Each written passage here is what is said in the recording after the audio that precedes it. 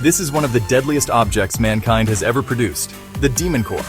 Welcome to a series that I'm calling Scientifically Interesting Ways to Die.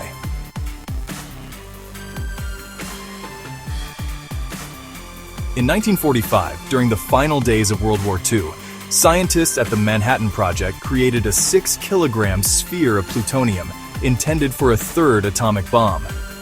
The war ended before it could be deployed, but left behind became an object of deadly scientific curiosity.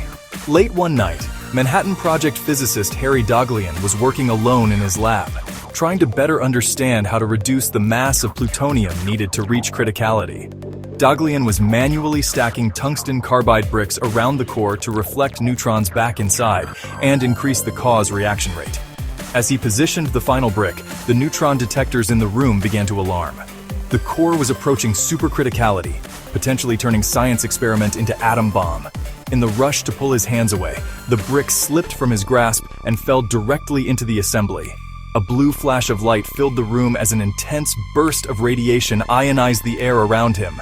Desperate to stop the reaction, Daghlian was forced to disassemble part of the reactor sidewall and in the process received a massive dose of radiation estimated to be 5.1 sieverts to his hands alone. Straight away, his hands began to blister, and waves of nausea swept his body. The early signs of radiation sickness. He was rushed to the local hospital where he fought for 25 days as his bodily functions collapsed around him. Ultimately, the damage done in the exposure was too much, and he became the first ever victim of a criticality incident. But the demon call wasn't finished.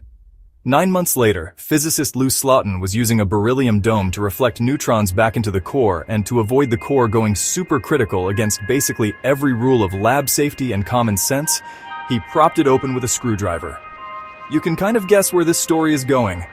During this particular experiment, the screwdriver slipped and the dome fell, and another brilliant blue flash of light filled the lab.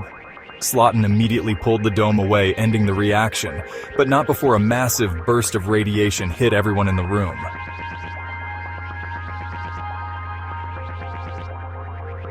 Slotin, standing closest, absorbed an estimated 210 sieverts, 4 times the lethal dose. His hand was almost instantly burned down to the muscle, and his organs didn't fare much better, with one doctor describing it as if he had received a 3-dimensional sunburn to every internal organ.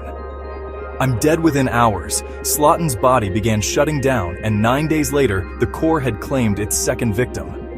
Following the incident, the core was decommissioned and melted down to be used in later cores. But forevermore, the story of the Demon Core will stand as an important reminder of why we don't play Jenga with weapons-grade plutonium.